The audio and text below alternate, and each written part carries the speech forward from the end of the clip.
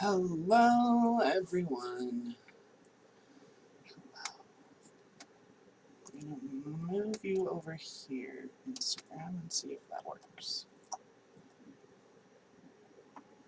I do a little rearranging. Sorry, Facebook. There we go. I think that it's going to work, and that's going to work too. Okay. Perfect. Hi, everyone. Welcome to this late edition. I really was on top of it. I remembered. And then my sweet husband woke up early this morning and, well, not early, but woke up with the kids and he had forgotten. So when I asked him what time it was, I didn't even think about the fact that we didn't go through the house last night and move the clocks forward. So he's like, it's 7. And I was like, okay, perfect. And I just assumed that he remembered that it was daylight savings and he didn't. And at 9:35, well, I could see the clock across the room and it said 9:35 and I was like, okay, perfect, let's go, or I gotta get up. And he's like, oh my god, it's daylight savings, that means it's really 10:35. So here we are. Hello, hi everyone. Hey Eric. So if you have been following me, well, obviously you're following me on social media, but this week specifically, I was talking a lot about the idea of being super conscious versus conscious and subconscious. And the reason why I really talk about this so much is because when I work with clients, they've already done it. That would be the one thing that most of my clients say to me. I've already gone to tons of coaches. I've already made a great business. I already have an awesome nonprofit. I already make gorgeous art. I already do all of these things and I'm successful at it and I have fun with it. And I know that I've got trauma and I know that I have stuff that's messed up in my life. And they've gone through the process of subconscious to conscious so often that their stories of that no longer feel traumatic to them. Okay, so I'm not saying uh, or maybe they still bring up emotions, but it's not like before when they had to completely shut it down. By the time you work with me, you know what your things are. You know what your triggers are, you know what your main story is, you know the main hurts that happened in your life. I have a question. Oh, no, this is Ma Durga. She is the queen of Hindu goddess. So she's like the mom. She's got a lotus flower and a knife, and this is the sun, and here's a shell and a scepter and a trident, and she's got down here a bow, and she's riding this giant tiger, which has a lot of the same energy as a lion, like a Leo lion. So she's one of the Hindu deities. Her name is Durga Ma or Ma Durga, and this one is Shiva. So Instagram Shiva. So over here is Shiva. He is the one of the Hindu deities as well, and he is the god of. He's the one. And down here he's crushing. He's crushing this demon troll because he's taking over, and he's got all these. I don't know. I couldn't tell you. More people I know. I know the stories when I'm when it's later in the day and I'm not focused on something else. I can tell you these stories more. But this is Ma Durga and this is Shiva. They are gods, not demons. Interesting. Let's see how long they last. So anyway, so the process that we go through, if you yeah, it's pretty awesome. So if you have if you've gone through that process of bringing things from your subconscious to your conscious, if you've studied Carl Jung et al. And learned about shadow work, again, the clients that come and find me, those words, those terms are not brand new to them. They probably are actually the expert, all of their clients are coming to them because they're the ones that are stuck in deep, deep trauma. They don't understand that they have a choice, that they're not a victim to their circumstance, okay? So if you're someone who that's the type of clients, or that's what you're speaking to, again, I work with everyone from politicians to artists to coaches to teachers, professors at universities, all of these things, because leadership is leadership is leadership. Okay, I even work with stay-at-home moms who are starting to get to that point where like all of their babies aren't babies anymore. They've been in a very spiritual place, and now they're finally able to like move into business or nonprofit or whatever. But they know that they have these stories. They know they have these things that have happened to them. So I'm just going to use myself for an example, because we all know that the best example that you have is yourself, right? Also, your ideal client, your ideal fan, your ideal constituent, all those things they're going to be based in your story. And sorry, it is Sunday morning coffee with Caryn. And this is my first cup. You guys don't know, usually by the time I get here, it's my second cup of coffee, so I don't drink it as fast. And now I'm like, oh my God, please. So to truly be a super conscious leader, you have to be out of the paradigm of conscious to subconscious, or subconscious to conscious. The light and the shadow. You're no longer you no longer have stories that have an emotional charge to you. So that is what clients come to me for, because I can tell you a story.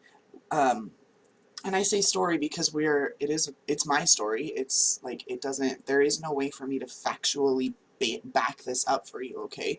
I am a scientifically minded person, so it took me a very, very, very, very, very, very, very, very long time to be okay with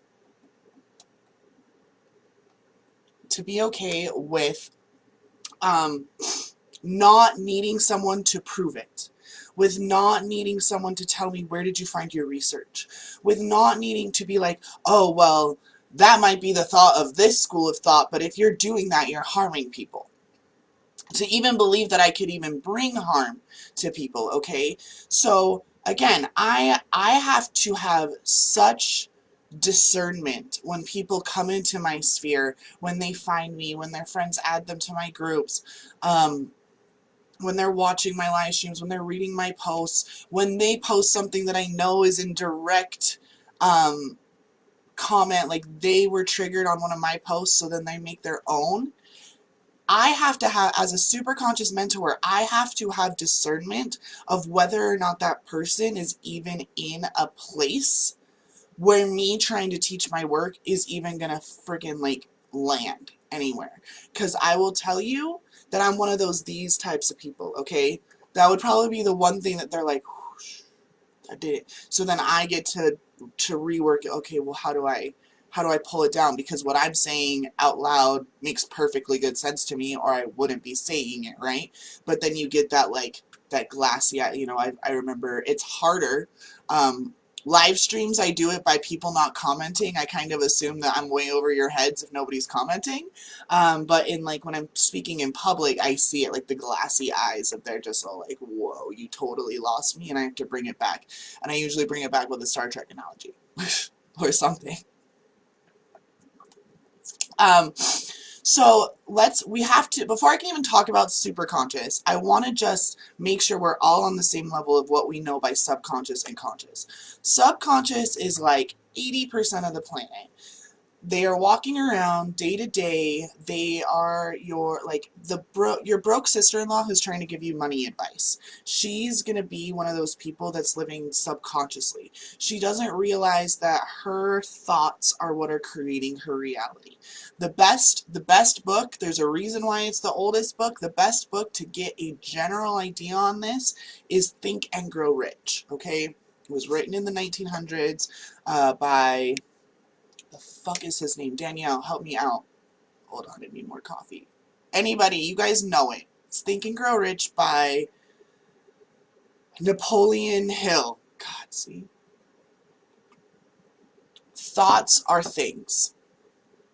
You are a giant fucking magnet. Okay, let's go even further back. Y'all know that I homeschool my kids. So everything I teach you guys, the reason why my clients absolutely fucking love to work with me is because while I might go way up here, I can also be like, okay, how do I explain this to my 5-year-old? and explain it to them. Napoleon Hill, yeah, thank you. Yeah, understand all you're saying. Yeah, perfect. So you have those thoughts or things, your subconscious reality. When you're not consciously thinking of things and they just kind of pop into your head, you allow that thought is then going to trigger inside of your brain a biochemical response, which is then going to shoot down to your adrenals and create a hormone to release into your body, which is either going to be an upper hormone or a downer hormone. And so those people that you know that are stuck in that cycle of like, let's use money for example. For a really long time, I was really good at like just making the money. In fact, I got to the point where like running late and making late payments was like, fuck it, like whatever, it's the man, he can't do anything to me. And so I was still not like financially flourishing, right? And it gets to this point where you're like, okay, so I'm not financially flourishing, but I'm never like totally bankrupt. Like I might be late on a payment, but it's only by like a day or two and then when that day or two comes in, it's like way a whole lot. But how do I start working on the timing? That's like someone who's super consciously aware would be someone being like, okay, how do I do that? Because someone who's subconscious, they're terrified. They're scared all the time. They're not going to ever enjoy life. They're not going to go have dinner instead of pay a bill because they're so afraid of the consequence. Like your mom and dad telling you about credit, because remember, credit used to be a big deal. We have to remember this. It used to be a big fucking deal if you had a credit card, right? I meant that fucking meant something. And it also meant something if your card was declined, right? Like how many of us have we fucking like just like we watched them in the movies cut the credit card and we're like, that's not what they fucking do. You just like take your shit and you walk away. That's because in the 70s, having credit was like a really big deal. Like you had to really have money, you had to be really trusted. They didn't just give it to anyone. And then they started to realize how interest worked, scarcity, people started being able to live beyond their means. So they would focus, these banks started focusing on college graduates. Oh, well, now that you have a fancy job, you haven't gotten your first paycheck yet, but are you really going to want your coworkers to come over to your apartment if you don't have some new things? And department stores, right? We all remember Sears and Roebuck, J.C. Penney, like most average people who could get a credit card, it was still just department stores, like Visas and stuff didn't happen until the 90s. And it's just spiraled, right? And now we're on the opposite side of that, where the average American can't even afford a $400 surprise bill because they're that close. Like they're that tight on their money. Like they have to choose between having a birthday party for their kids or getting their cars registered because they don't have the funds to do both, right? Yes. Yeah, I'm a very visual person, dude. Like totally got it. All right, cool. Now having a low credit score of like under 650, more than 50% of Americans have a low credit score. Because I will tell you this, so many people who end up having that, when they're able finally to flip the switch, they won't get back into the credit game, right? So that's where I am right now. My credit score is shit. But that's because I refuse to like even play their game. I'm only paying cash from now on for anything. And I can be patient and not buy things until I'm capable of paying cash for it. So like that's gonna play into those numbers, right? So that number is supposed to scare you. So why am I saying this? Because money is the best place for us to look at when we're thinking about how are we being subconsciously manipulated versus being conscious. You hear people saying, well, so what I just described is instead of being subconscious, like, oh, well, that's what society does. Oh, that's what I'm supposed to do. I turn 18, I get a credit card. Oh, I go to the mall. I go buy all this stuff. I fucking max out my credit card almost immediately because I've been raised as a suburban white girl. in a nice part of town, didn't understand how money worked. What, like, the education system didn't teach me finances. My dad was really good about teaching me about spreadsheets, but I never learned about credit. I didn't learn about how it affected me. I didn't know any of that. I didn't really know how to vote. The first vote I ever cast was for Obama. My son was born the day the housing market crashed in 2008, like the literal day, September 14th. And so that was me. I was 19, I was 20 years old. Housing market has collapsed. All of the shit that went down during the Bush era, and I have the chance to vote for the first black president. Fuck yeah, that's what I voted for, even though I had no idea. Those were all subconscious decisions. I was not doing research. Yep, that's where I am too. The credit score is building for sure, but I've seen the game you're explaining it. Yeah, money can't buy you happiness, but I would rather be bummed out in a new charger. Yeah, exactly. So Eric, I'm totally with you with that. Hi everyone. On Instagram, sorry, Instagram, I have to get really close to you. I don't have my glasses on. I usually have them right here so I can put them on, but I left them in the other room. So yeah, and Eric, also, I'm going to get there. So a super conscious thought would be, instead of saying I would rather be bummed out in a new charger, it's I can help way more people when my own needs are already met, right? Like, you don't, there are those, so, okay, let's move on to the next part. Like, there's subconscious, so that's like subconsciously just like your life. And then what are you thinking about? You're doing the dishes and you're sitting there doing your bills in your head, right? You're like, oh my God, my kids need new shoes. I have no fucking clue I'm going to pay for new shoes because I missed this and then this happened and then I ended up taking that trip, which I really shouldn't have done, but it was such a good idea. And you're constantly beating yourself up, constantly in this low vibration. Another book is The Secret, okay? The whole idea of law of attraction is this subconscious conscious relationship. When you're consciously oh no, actually, and a new one, a brand new book that just came out, y'all, if you really want to get deep into this and find it in a fun, kinky way, it's called Existential Kink. I really just need to get, like, affiliate links for all these books, because I'm a big reader. Well, I'm not a reader. I listen to audiobooks while I do all my chores, and then my kids overhear them too. So I've read, like, so many freaking books, but that's a part of it. Like, as soon as you turn 18, or you're no longer in college, people don't read anymore, right? Like, it's not something, until something happens in your life where you're like, I want to get more. Your light is blocking you. My light is blocking me. Oh, my light is blocking me. Thank you. Sorry. You guys don't understand the rigging that I have going on over here. Ha, that's way funny. Okay. Better? God. Oh, my hell. My nose is running. See that now? My nose runs. So, okay. So then conscious. How are people being conscious leaders? Okay. Oh, hey, Marina. Just in time. When people are being a conscious leader, when people are being a conscious leader, those are Gabby Bernstein, Marianne Williamson, Deepak Chopra, Wayne Dyer. I know that there's all this shit around it, but Tony Robbins. I know a lot of people on here, no matter what happened with all of that, like, he's still... Oh, it's my robe, Marina. You didn't see that I got thrown off by daylight saving. So, yes, I'm in my robe still. I got my makeup on, but I was like, screw this. I'm not figuring out what to wear. My robe is pretty. But, so those people, they made you... Whatever happens with someone's personal life, all the stuff that's coming up with, like, Bikram and the Kundalini yoga.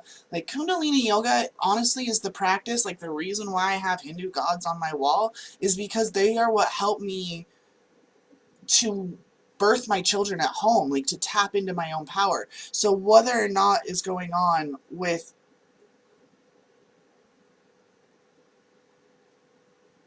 Can we get a twirl? Oh. It's just like a little...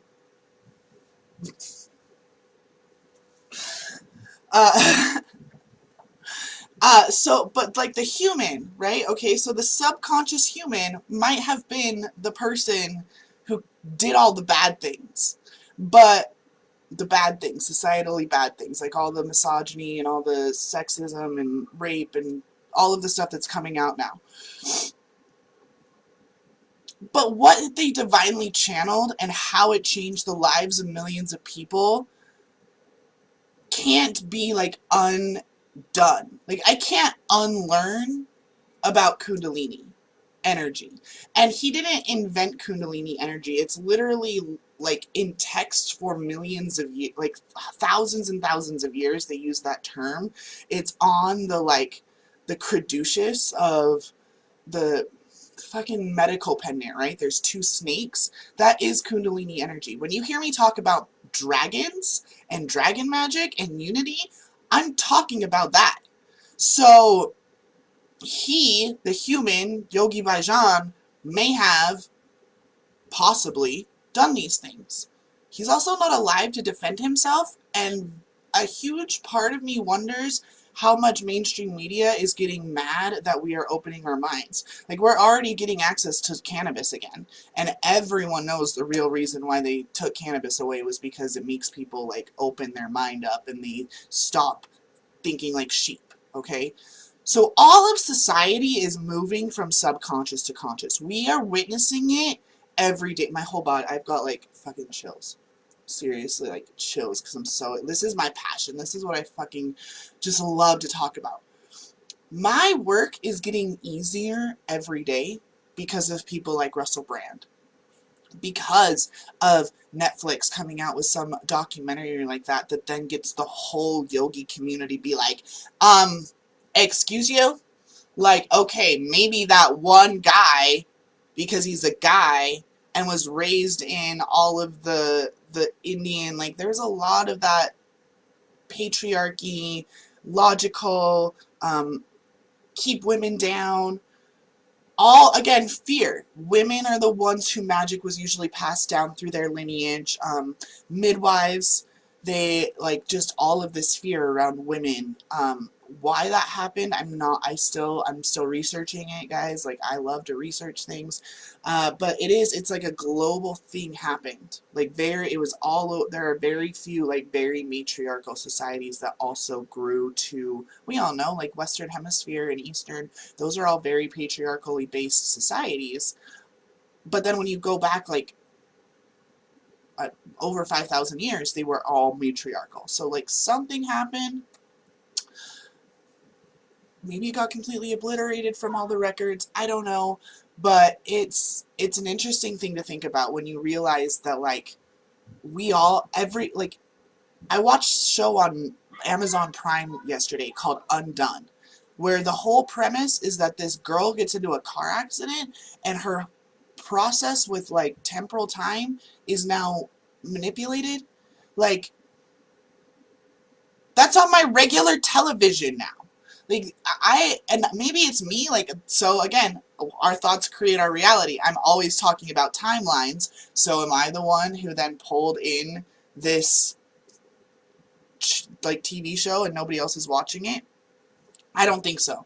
I think that everyone is aware of the change that is happening. I mean, I remember it being 2008 and us going to raves and being like, this is crazy. Do you hear Lady Gaga right now? That's a fucking, that is a house beat. What is happening? House music's becoming popular, and now there are you guys know it is. Here it is, 12 years later, and house music is top of the charts constantly, right? And it's this idea that so many millennials born between 1981 and 1996. So I know a lot of you guys thought you weren't millennials, and I just blew your mind, but 1981 to 1996 are millennials. We grew up during the dot-com bubble. Our lives were completely, like I just said, my son was born the day the housing market crashed. I couldn't get into the cheap apartments that usually 20-year-olds with new babies could get into because lawyers and their family of sixes were trying to fit into these 2-bedroom apartments. I was living with my parents until we finally bought their house. That's the subconscious and the conscious, okay? I've talked about that now for the last like 30 minutes. We all get it. If you're here, you understand what those things are. Yeah, prepare for the change. But how? Eric, that's a perfect segue. Thank you. How? How are we going? I posted The Secret of Humans. It's all about how we are in a state of amnesia. Right? Oh my God, Eric, you're amazing. Yes. So we are in a state of amnesia, forgetting that we are actually gods choosing our reality. So this, I will warn you, whatever, warn is not the right word, but let you know, what I'm about to talk about now for the next 15 minutes is what gets me in trouble, is what gets people to be triggered as fuck, is what gets people to legitimately report me to the state, telling the state that I am not, like, doing what I'm supposed to be doing within my scope of practice.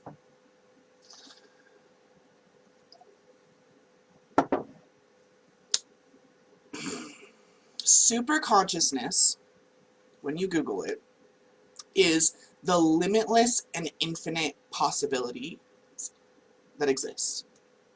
So I think of it I'm going to explain two different analogies because one of them usually sticks. The first analogy is chess, okay? You have your chessboard. I don't have a chessboard, but let's just use some things on my desk to see. Okay, so if you have your chess pieces and you're on the chessboard and you're like on the chessboard, all you can really see are the chess pieces, right? That's all you can see are the chess pieces.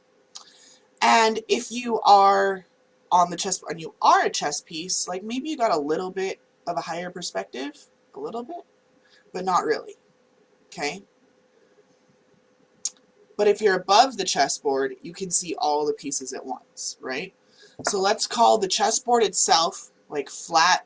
That's subconscious reality. If you're like, what are the chess pieces? That's your conscious reality because you're still like interacting with the things around you. But if you're super conscious, you're looking at the chessboard, okay? You can see all of the pieces. You can see all of the possibilities. And then from there, you have different levels, right? So when you become super consciously aware, the whole rest of your life becomes, how big can I get? How fun can I make this? How many moves can I make? How do I get to checkmate the fastest? Ooh, that was fun. Let's play another game.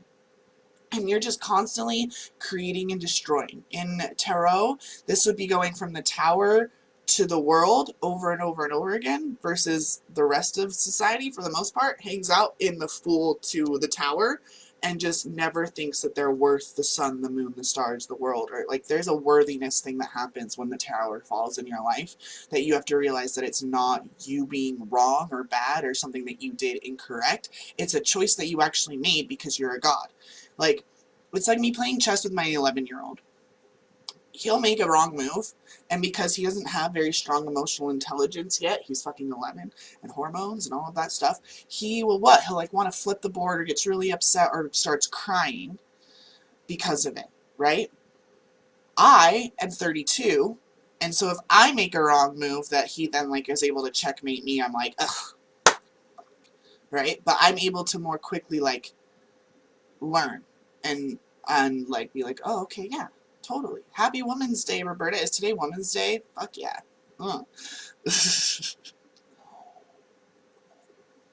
Okay. So when you are a global leader, let's pull this back to leaders. When you are a global leader, you should be at least able to see all the moving pieces. You would hope. You would hope that our leaders are like aware of all the different pieces.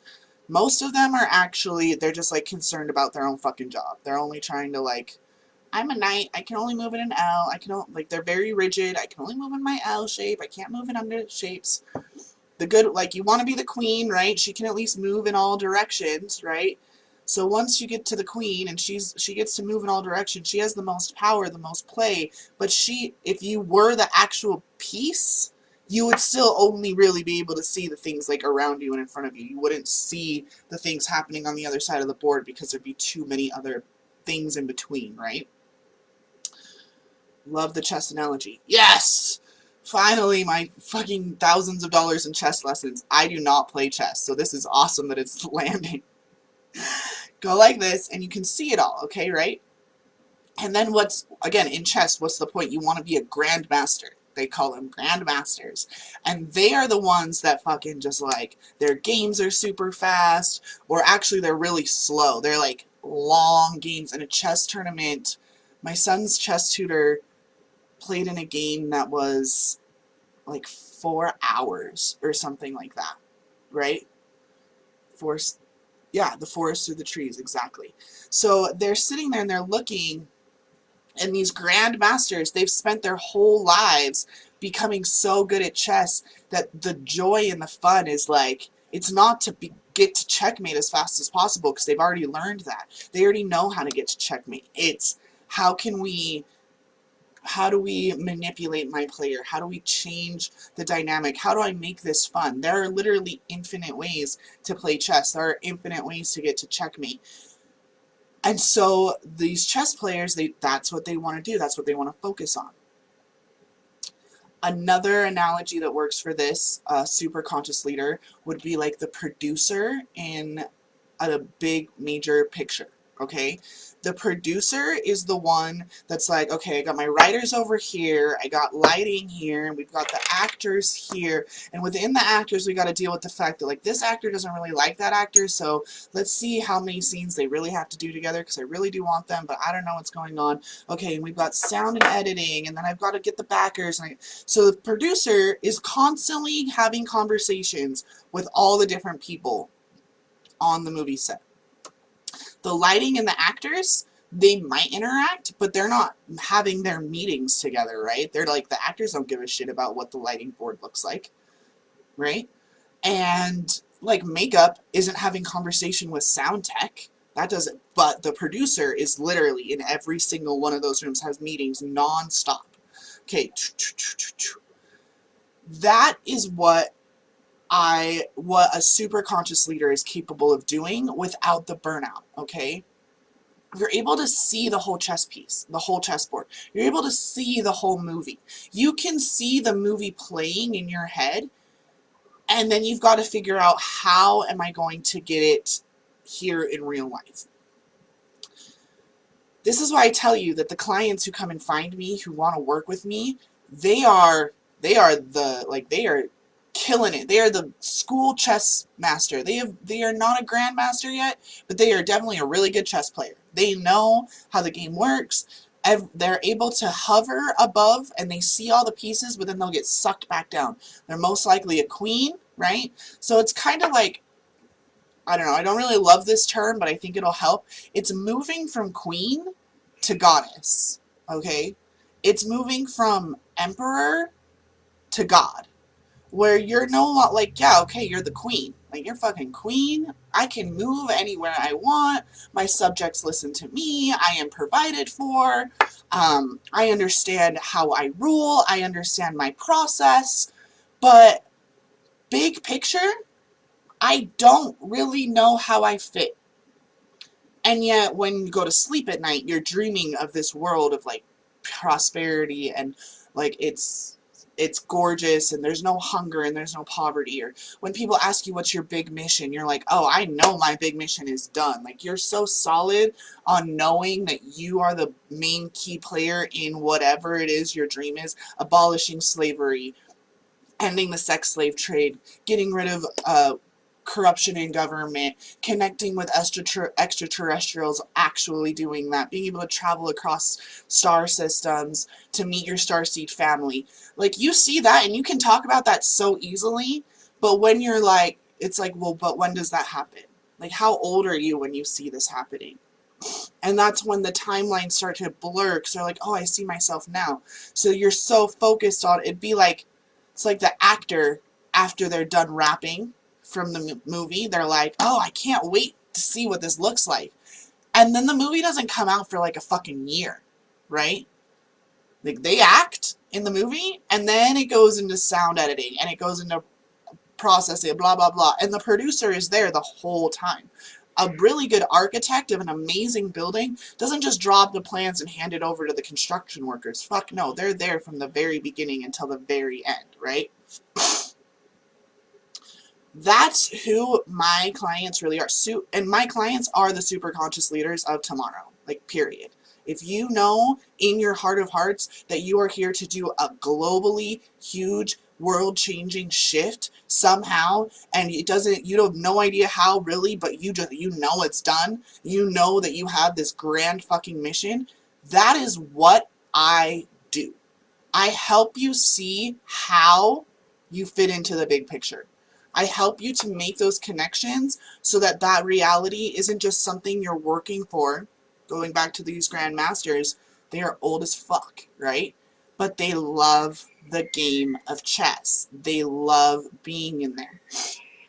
Lots of people who want to change the world, the reason why they can see the world so great is because they love the idea of being able to sit and rest and, like, look at everything I created and I get to just enjoy it. But then they spend their whole life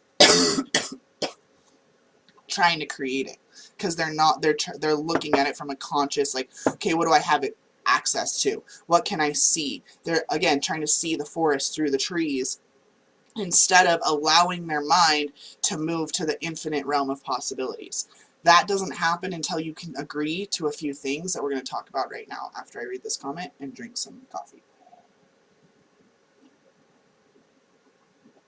Alright, Caryn, you may have covered this today already, but what's your consensus on the coronavirus? There's been so much collective fear around it in the course of blah, blah, blah. To the superconscious, it's a non-issue. Yep, Daniel just fucking answered it. It's not an issue. I've actually had I've commented. So, I love this planet. Humans are a different story. I love humans as well. But here's the thing. Superconscious believe. So again, I told you that this is what everyone hates me for, which is fine. I don't care. Because I know it's true. And y'all who come and work with me know it's true, and see me and stay around know it's true. And the other people will realize it, or not, and whatever, that's your choice.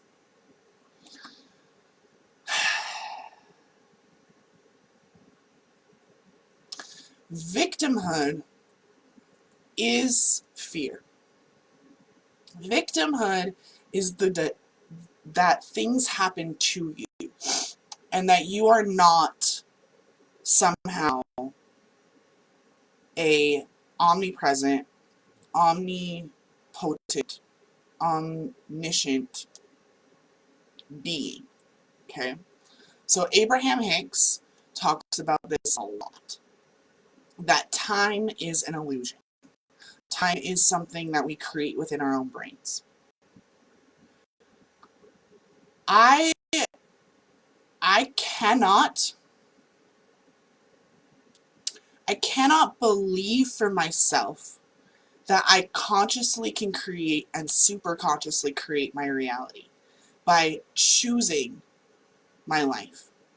I cannot believe that I chose all of the traumatic shit that happened to me, from being born with hips that were told that they would never walk, to having parents that had some fucked up issues with their own family lives that were trying to do the best that they could, that they knew how, to being suicidal for most of my teenage life, never really fitting in with anyone ever, always giving of myself constantly, never feeling like I was receiving anything in return, getting knocked up while I was on birth control, having my baby on the day that the housing market collapsed, going through pretty much almost filing bankruptcy, like didn't actually file but got pretty fucking close, having my daughter on my own before my midwife even got here.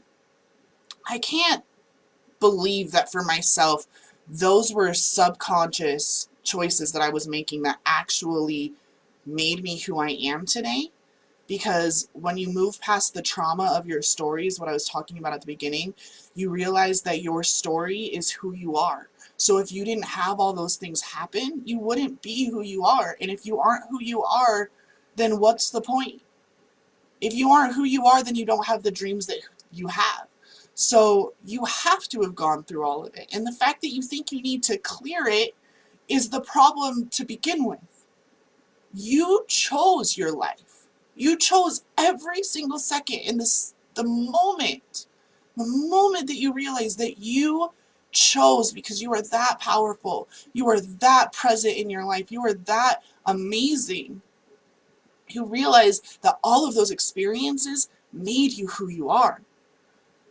And who you are is so fucking beautiful and so powerful and so fabulous that you know in your heart that you are going to be the one who ends slavery, who ends poverty, who becomes the next John Lennon, or John Legend. I mean, I like them both. Who becomes the next Cher, who becomes the next Barack Obama, who becomes the next Neil Armstrong. You can't have been who you are now without everything that happened to you before. And because I believe that so strongly, I can't believe that all the children who are dying in Syria, and all the people who are affected by the coronavirus, I have to believe that they're choosing that suffering to make us more aware of it so that we can fucking do something about it. So our kids can actually trust their government to take care of them, not provide for them, but to be that structure that government is supposed to be, to help create values and mores and beliefs that come from a place of abundance and prosperity and for the liberation of everyone instead of from fear and scarcity and imprisonment. So my take, Marina, on the coronavirus is that I am so grateful for all of the people that are choosing, who are choosing by giving their lives to show us how fucked up this world is. The worst part is that so many of us are sharing the memes. Oh, look how convenient, 2004, 2008, 2012, 2016, 2020, there's always an outbreak. But nobody's running. Nobody's willing to stand up and say, I see you. I don't fucking believe you. I see it, my social media. I have tons of billionaires that I follow that I know in person. I know them for real. They're also sharing those same memes. But they've bought into the belief that they can do more good outside of government than they can do inside of it. Which is fucking bullshit, because at the end of the day, Mitch McConnell is the one who's deciding that cannabis can't be legal for everyone. He's the one that decided that Trump shouldn't be. One fucking person. One person in government has that much power. Why shouldn't it be one of us who actually sees it for what it is? Why shouldn't it be someone like Marianne Williamson or Gabrielle Bernstein or Marina or Danielle or myself? Someone who can see the whole fucking chessboard. Who can clear off the crumbs. Who can clean off the coffee spill.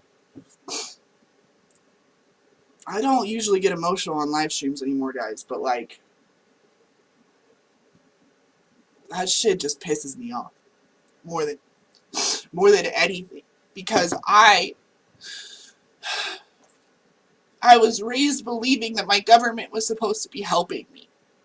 And then the amount of hatred that I had for my government from like 2012 onwards, I gave all of 2016 to the Libertarian presidential campaign. And then lost a ton of my friends because they blamed me for splitting the vote. And yet, when I talk to most millennials, They're not Republican and they're not Democrat. Most of them are actually libertarians. They don't give a shit what you're doing behind those doors. They just don't want to pay for it. They're sick of paying for wars that have nothing to do with them. They want open borders. They think that we live in a global society. I'm talking to people all over the world right now on the internet. Why is there such a ridiculous process? Why are there people banging on the door? Little babies dying just because of the color of their skin?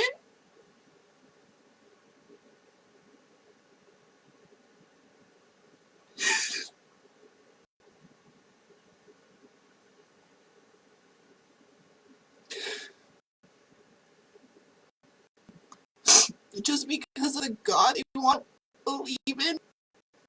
No, I can't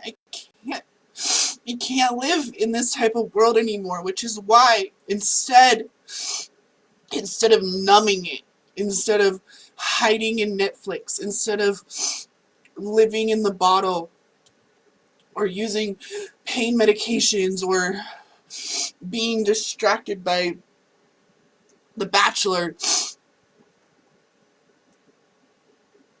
or even letting my kids go into that school system that starts it, creating mindless soldiers that are patriotic. I pledge allegiance to the flag. No, I pledge allegiance to myself and my values from which I stand.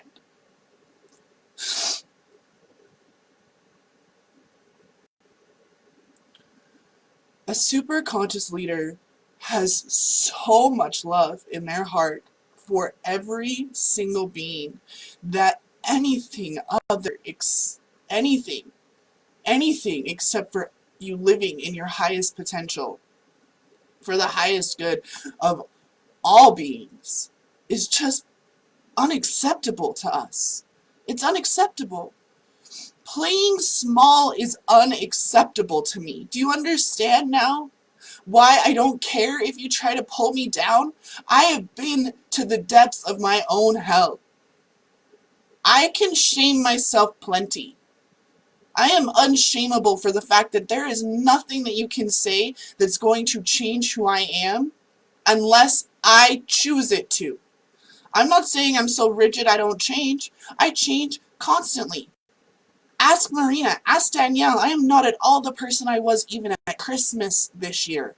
Because a superconscious leader has the access to infinite possibilities.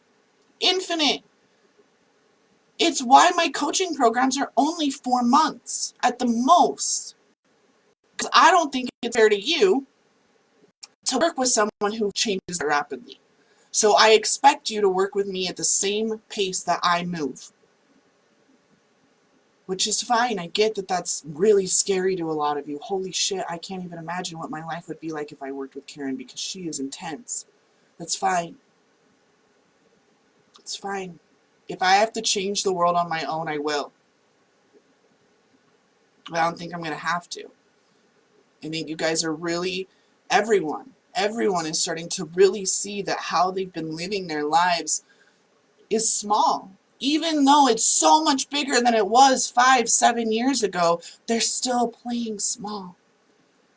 You have a 7-figure business, great. But when are you going to finally start opening that nonprofit? You're consistently making 6-figure months. Awesome. When are you going to record your album? So many people get to this point because they know what I said. As soon as I can take care of my own base needs, as soon as my own Maslow's hierarchy, the red chunk is filled in, I can start taking care of other people. And then they get afraid. Oh my God, that's a lot of responsibility. Holy shit. What if I make a choice and like, I'm the one that lets out the coronavirus and I kill everybody on planet Earth? I don't know if I can fucking handle that actually. So I'm just not going to ever get that big. I'm going to be comfortably uncomfortable in my world that I've created in a little shell. Lobsters get too big for their shells. They constantly grow new ones. And they have to break open. And then they go hide under a rock so that they don't get eaten by seagulls. And I say to you because superconscious leaders don't give a shit about the seagulls. They're gonna like turn to hot lava if a seagull tries to eat them, because they're gonna still show up whether or not they're vulnerable, whether or not they think that crying on camera is gonna get someone to talk shit. Like spiral dynamics player. I don't know any here. Perfect example. I will tell you right now. Dave, would you please message me about that? Because I have literally never heard of spiral dynamics, and I would absolutely love to learn about that. Maslow's is just what I use because I can see the pyramid, and I was teaching my son it, and I realized that the colors of the pyramid were the same as the colors of the chakra, so it works. But if you could send me that, that'd be freaking awesome. Clay Freebird, right? If Facebook wouldn't just like cut me off, I don't think I'm allowed to play music. At least I would say, right?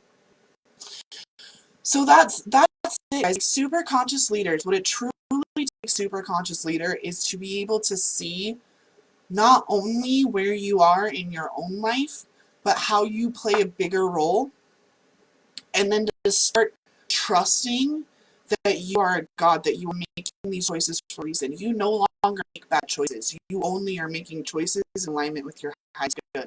You are focused on a singular timeline. Okay, 0 point calibration is what you call it.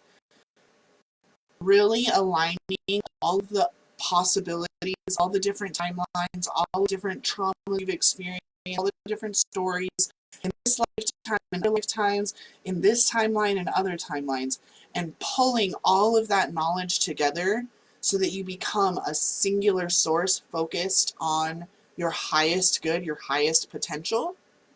And then you trust and trust and trust that you are supported, that you have guides, angels, dragons, aliens, ancestors, all of those beings of light, all of those beings of the world, inner earth people, intergalactic people, all of them are supporting you so you can channel. This is where automatic writing comes in, where scrying comes in.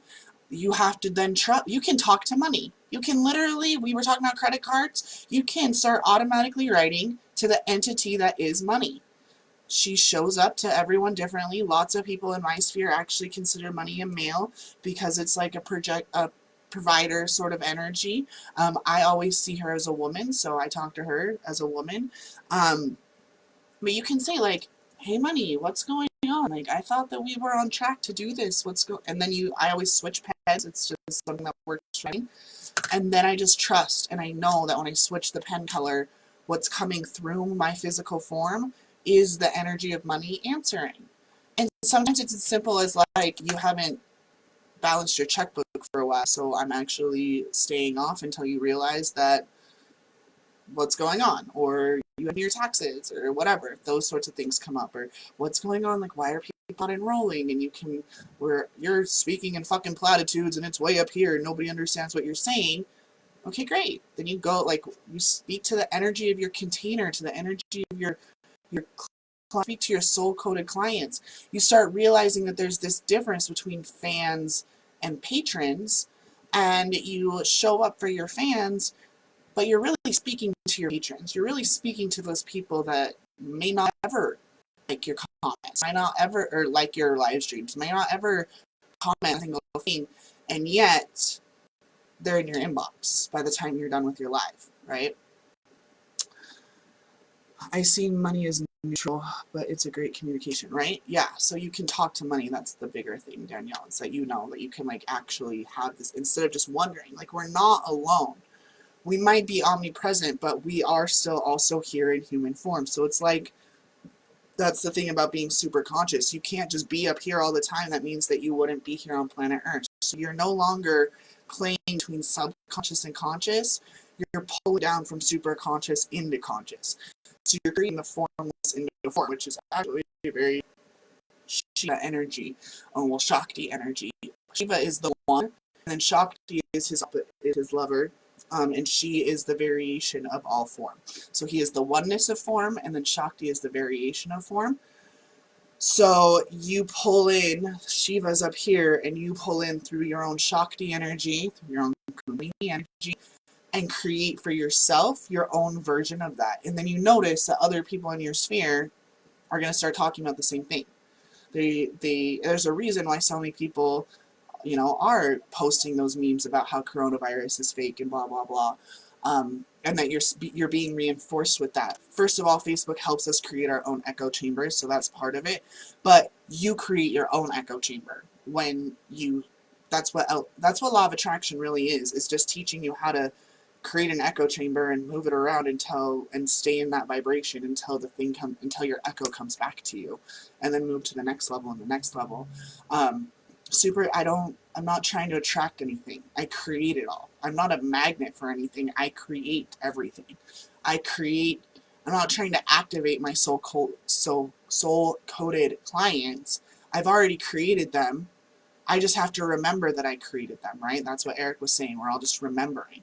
So you are simultaneously reaching up as you read more books, as you watch live streams like this, as you ask questions, all this stuff, and then you receive the answer down. And this, again, that Kundalini energy, that flow of energy up and down. You are the tree of life, reaching up to touch every star, while simultaneously being the star that crosses over and becomes the tree of life in your physical form. It's how I can sit here. I channel everything. I don't have a list. I don't have anything. Sit here and cry my eyes out for 5 minutes and keep moving. I move the emotion through me. My emotion get trapped in trauma. I'm not going to leave this live stream like, oh my God, I'm so embarrassed that happened. I was able to move it through. You literally watched me in a creation process. Take my emotion, and instead of being mad or throwing a pillow or turning it off because of shame or any of that stuff, I was able to talk through it and create and channel potent message for you guys, okay? It's not fake, but a key factor to consider that children are immune. Maybe you should ask how you can live more like a child. I have no idea what that means, but hold on. I think I missed a lot of things. Hold on. There's like a whole conversation going on that I missed, so please hold. I love you, girl, and so appreciate you being and getting as emotional as you get, because, yes, you are right. Okay, Generation X, smokable. I probably will later. I like a spiral dynamics. Yep, play free bird. That's really cool. Spiral is cool. The Fibonacci sequence. Yep, I see money is neutral. I can make a spell wielding at work. The key factor to consider is that children are immune. Right, but immune to what? Are they immune to the coronavirus? Is that what you're trying to say? I'm not saying that I'm going to get the coronavirus. I never said that. I was saying that I think that anyone who's dying is trying any of the negative things that have happened when people try to come out. Well, I was brutally horrible. Some horrible thing happened to me. Like they just list the laundry list. How did I choose this? First of all, unless you're paying me, I'm probably not going to answer that because I don't know you, and I'm not going to try to diagnose you or have any of that conversation without being on, at very least, a sales call with you so that we can really get to the meat of that. But my answer is just going to be, it was your choice. You're learning something. There's a lesson to be had there, and as soon as you stop being a victim to what happened to you, and I'm not saying that I'm not trying to shame anyone who is a victim. I have been a victim. I have felt it. I have been there. It fucking sucks. So anyone who's continuing to stay in that energy, I just simply don't understand them. I'm not shaming them. You're a bad person if you sit in your fucking victimhood. No. I'm offering you the ability to see what life would be like if you no longer believed that life was happening to you and instead believed that you were creating your life, that you're constantly, whether you're consciously aware of it, subconsciously doing it, it doesn't matter. It's been proven at this point that your thoughts create your reality. So if you're constantly in this like, well, this bad thing happened and this bad thing happened and that and that and that, yeah, of course. And that is where 80% of people are. There's a reason why it always looks gray everywhere. I kind of equate the regular world to like the Wizard of Oz before Dorothy goes to Oz and everything's all fucking black and white. And then those of us who are like here, talk about conscious, maybe people who are conscious, you know, those people that have read The Secret, who've made a good amount of money, but they don't talk spiritual at all. Like, they're probably actually atheists, and they don't read Abraham Hicks, and they don't really believe in any of the God stuff. They see things more in like how a dog can see colors, but they don't see red. And then those of us who are super conscious are seeing Technicolor. So if you're ready to see Technicolor, make sure that you watch later this week. I'm going to be launching something super awesome for all of you super conscious leaders. I'm super excited. Instagram, I'm going to lose you. So I love you. Bye. And Facebook, does anyone have any final questions before I go? So what I'm going to tell you is that what I am offering is only going to be available if you are already in the Fearlessly Authentic Leadership conference group. So you have first access. Anyone in that group will always have first access to anything that I launch. And that means that if it fills up from people in that group before it ever goes public, then that's what happens. Because my time is absolutely my most precious resource. So you guys give me for about an hour a week for free, get all this deliciousness, all of these get uploaded to YouTube afterwards, so they're easy for you to find. And inside of the Fiercely Authentic Leaders, which is another term for super conscious leaders, I won't lie, very much in there, you will have access. So it's $69 to get in there. You get the 5-day masterclass, and then we have weekly trainings in there. We have a lot of it's a one-time $69 to get into that. And then, as I said, you also get first dibs on anything I create from now on. You get a whole week before anybody else will even hear about it. So if that intrigues you, our first live training is going to be tomorrow morning on Mondays at 1 p.m. Mountain Time, and we will be discussing tomorrow. We're going to be going into how to actually physically create an empire that is going to be for the betterment of everyone. So it's going to be awesome.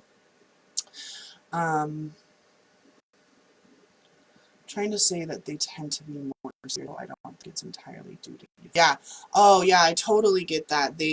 My kids totally, definitely more spiritual. They don't, and because I've chosen to not put them into this public school system, they're not getting conflicting information, right? So I had posted something like, what happened if you were taught that mistakes help you learn and grow? And some people commented, like, I was taught that, but it took me a while to believe it. And when I said, could it be because the public school system didn't reinforce it? They were like, yeah, probably, most likely that's what it was. So I agree. I think lots of kids that are being diagnosed with ADD and autism and all that stuff, they're actually just already more super conscious, and they're being raised by parents who are totally still in their subconscious, and the place they go is like, please help my kid. Like, they're in victim, like they feel like a victim to their child, instead of realizing that this was a soul contract that was created however long ago, and it's actually a lesson that can be learned. And the more people come out and say that, yeah, it sounds like pseudoscience, yeah, it might sound like I'm doing a lot of harm, blah blah blah blah blah blah blah. I can't do harm unless you let me harm you, because you're also a god. So yeah, yep, that's going in my book. Yes. Okay, so I love you all. I have to go. I need to be somewhere in like 15 minutes. So I will leave the link here in the comments for you guys for the Fearlessly Authentic Leadership Conference. If you want to be joining us in there, like I said, I'm going to be announcing that later on Friday. I'll be announcing that delicious new program, and the program will then be available a week later to all the rest of you who don't decide to jump in. So that's going to be your choice. Again, unless it fills up. If it fills up already inside of the leadership conference, then y'all will never hear about it. Never hear about how you can become a super conscious leader in 8 weeks. Okay, I love you. Have a great Sunday, y'all. Bye.